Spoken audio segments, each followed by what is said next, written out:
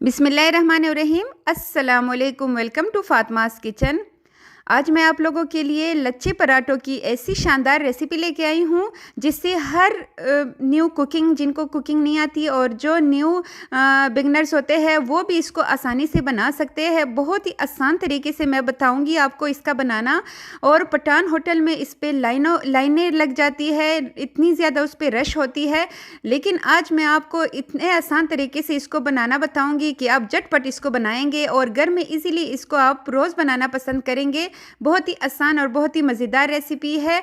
एक एक लच्छा इसका अलग होगा, ये देखिए। और सारे पराठे मैं आपको ढेर सारे पराठे बनाना बताऊंगी जिससे आपको ये टेंशन नहीं होगी कि हम तो ये नहीं बना सकते। बहुत ही झटपट और बहुत ही आसान रेसिपी है, बस आपने स्टेप बाय स्टेप इसको फॉलो करना है। और ये देखिए इसके लच्छे कितने ये ज़बरदस्त है।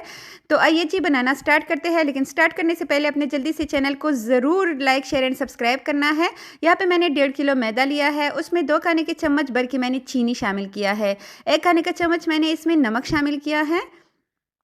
अब इन सब चीज़ों को मिक्स कर लेते हैं। अच्छा, यहाँ पे मैंने ज़्यादा पराठे बनाने हैं इसलिए मैंने 1.5 किलो मैदा लिया है। अगर आप चाहे तो इसका आधा भी ले सकते हैं। फिर नमक और चीनी आप उसी हिसाब से डालिएगा। दूध भी, यहाँ मैंने 1 कप इसमें दूध शामिल किया है और 1 कप ही मैंने इसमें पानी शामिल किया है। अभी मैं इसमें मज़ीद पानी शामिल करूँगी, लेकिन पहले चम्मच की मदद से मिक्स कर लेते हैं, क्योंकि सबको पता है कि मैदा मिक्स करने में थोड़ा सा मुश्किल होता है। इसलिए दोनों जब हम डालेंगे ना तो फिर इसको हम पहले से मिक्स कर लेंगे चम्मच की मदद से। और जब हम लगे कि ये मिक्स हो चुका है तब हम इसमें अगेन 1 कप मज़ीद पानी का शामिल करेंगे और बस इतना ही पानी इसमें शामिल होगा।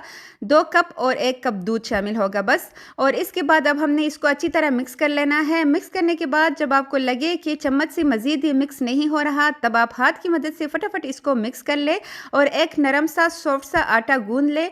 अच्छा, पराठों के लिए सबसे अहम चीज़ जो है वो आटा होता है। अगर आटा आपने अच्छी तरह गूंदा हो तो आपके पराठे बहुत ही शानदार बनते हैं। और अगर आटा गूंदते हुए हम थोड़ी सी भी सुस्ती करेंगे ना तो पराठे हमारे इतने शानदार, इतने लच्छेदार नहीं बनेंगे। और ये पराठे जो है ये इतने लच्छेदार होते हैं लेकिन अंदर से इतने सॉफ्ट, मुंह में घुल जाने वाले। और ये 10-12 पराठे भी आपके छोटी सी फैमिली के लिए भी कम पड़ जाएंगे। आप बार बार इसको बनाना पसंद करेंगे, घर से बार बार इसकी फरमाइशें आती होंगी। मेरे बच्चे रोज़ कहते हैं मम्मा ऐसी पराठे बना लिया करें। और ये देखिए अच्छी तरह मैंने जब लगा कि आटा बस गूंद चुका है तो थोड़ा सा काउंटर पे ले के ना 2 से 3 मिनट हमने इसको अच्छी तरह नीट करना है। तो ये देखिए 2 मिनट हमने इसको अच्छी तरह नीट कर लिया है काउंटर पे थोड़ा सा ऑयल लगा के, ठीक है। अब यहाँ पे ये देखिए बहुत ज़्यादा नरम हमने आटे को नहीं गूंदना, थोड़ा सा इसको सख्त रखना है। अब इसको ढक्कन रख के छोड़ देंगे, ऊपर से थोड़ा सा ऑयल लगाएंगे ताकि ये सख्त ना हो। ऊपर से ढक्कन रख के इसको 15 से 20 मिनट के लिए रेस्ट दे देते हैं ताकि ये अच्छी तरह थोड़ा सा रेस्ट में आ जाए। और यहाँ पे 15 मिनट हो चुके हैं, ये देखिए। बस अब जल्दी जल्दी से हम इसके पेड़े बना लेते हैं। ये तो मैं ज़्यादा बना रही हूँ, अगर आप कम बनाना चाहते हैं ना तो वो तो बस फटाफट आप 5 से 10 मिनट में बना सकते हैं। और ये आज मैं इसकी फोल्डिंग का जो तरीका बताऊंगी ना कि लच्छे हमने कैसे इसके अलग करने हैं, आप हैरान रह जाएंगे। बहुत ही ज़बरदस्त ट्रिक है, आप लाजमी इसको फॉलो कीजिएगा।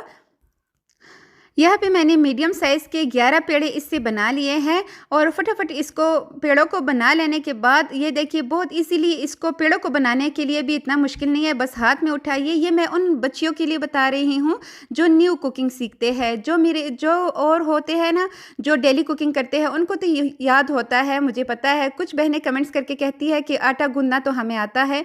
जी, बहुत सी व्यूवर्स को आता है, लेकिन कुछ ऐसी भी होती है मेरी बहनें जिन्होंने अभी कुकिंग स्टार्ट की होती है और जिनको थोड़ा सा मुश्किल लगता है, तो इसलिए हम स्टेप बाय स्टेप आपको बताते हैं। ऊपर से ऑयल लगाने के बाद साइड पे उसको रख देते हैं।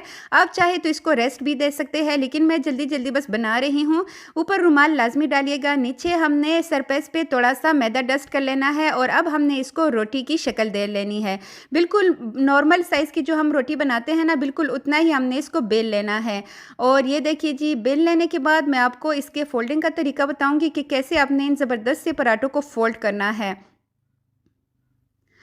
यहाँ पे ऊपर हमने ऑयल नहीं लगाना। ऑयल हमेशा जब आप पराठे बनाते हैं ना, तो पराठे खस्ता और मज़ेदार घी से ही बनते हैं। घी को मेल्ट करने के बाद इसके ऊपर हम ब्रश की मदद से या हाथ की मदद से इस तरह अप्लाई करेंगे और उसके बाद थोड़ा सा मैदा डस्ट करेंगे। आप एक सिरे को उठाएंगे और ऐसे ही फोल्ड करते जाएंगे। ये देखिए, इस तरह आपको बनाते हुए यकीन करें बहुत ही मज़ा भी आएगा।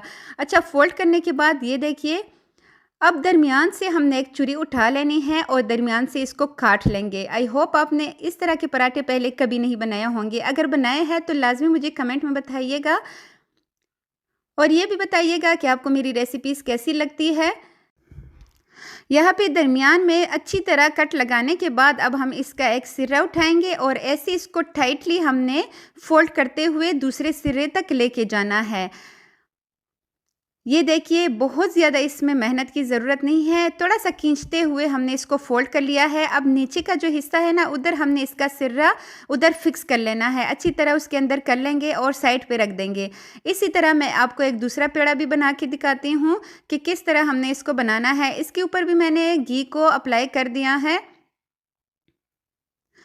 मैदा डस्ट करना बहुत ही ज़रूरी है। अच्छा, कुछ व्यूवर्स मुझे कहती है कि मैदा डस्ट करना क्यों ज़रूरी है, तो इससे ये होता है कि लच्छे एक दूसरे से इजीली जो है अलग होते हैं, इसलिए मैदा डस्ट करना बहुत ही इम्पोर्टेंट है लच्छे पराठों में।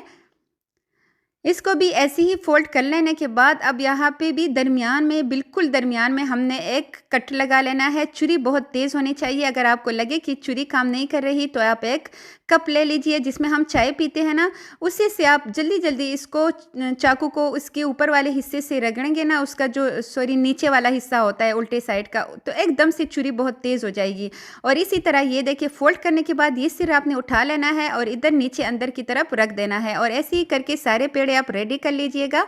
अगर आप दिन में ज़्यादा पराठे बना रहे हैं सुबह के नाश्ते में, तो आप रात को ये सारे बना के ना साइड पे रख दें। सर्दी का मौसम है, फ्रिज में रखने की ज़रूरत नहीं है, साइड पे रख दें। सुबह उठ के आप फटाफट इसके पराठे बना सकते हैं और इसको आप चाहे तो रेस्ट भी दे दें, क्योंकि रेस्ट देने के बाद ये होता है ना कि पराठे बहुत जल्दी से हमारे हाथ नहीं थकेंगे और इजीली इसके जो बेलन की मदद से जब हम इसको बेलेंगे ना तो ये इजीली बेल जाएंगे। तो इसलिए 15 मिनट रेस्ट जो है वो लाजमी दीजिएगा।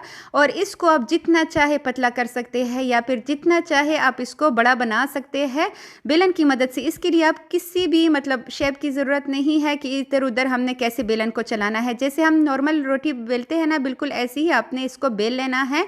और यहाँ पे हमने एक पैन ले लेना है या फिर एक तवा ले लेंगे और थोड़ा सा ही ऑयल उस पर डालेंगे, क्योंकि ऑयल हल्का सा ही मतलब ब्रश कर लीजिएगा। अब हमने एक साइड को 1 मिनट दे देनी है और दूसरे साइड पे हम इसको ऐसे ही टर्न कर देंगे। और ये देखिए व्यूवर्स, अभी से इसके लच्छे जो है वो आपको अलग दिखाई देंगे। हल्का हल्का सा हमने ऊपर से लाजमी इसको प्रेस करना है। अगर हम पराठों को प्रेस नहीं करेंगे तो इसके अंदर जो है ना वो थोड़ा सा फिर अंदर कुक नहीं होगा। अगर हम हल्के हाथों से इसको प्रेस करेंगे तो ये थोड़े थोड़े से फूल जाएंगे अभी भी।